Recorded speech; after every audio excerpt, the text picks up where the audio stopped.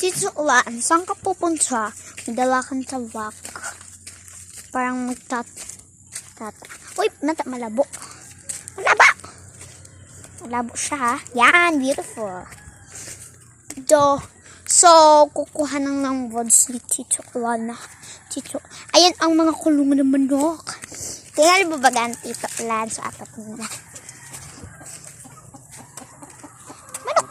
Nag-egg bagay ni Tito Ulan. Ito ang magkamba. May manok ka mo duman, Tito Ulan? Ano po na babae?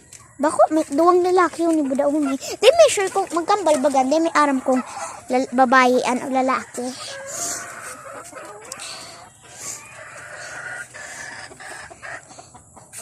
Luma na yun eh. Pero bako pa may kaitulong. Binog na yun din eh. Di pa, hapon may antig babahog at siyampa. Naghagad ang pag-idto may antig babahog. And then, moment.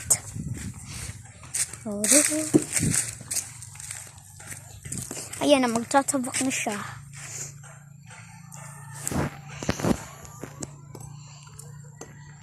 Video mo. Yan, ayan, ang perfect. Ay, 10% na lang. So, lugat na tayo dito. Ito, ipafatong natin dito sa baba. Ay.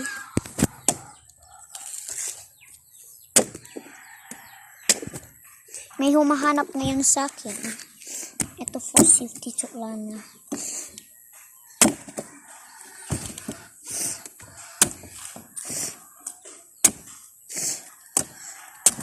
Ano ba nito patungan?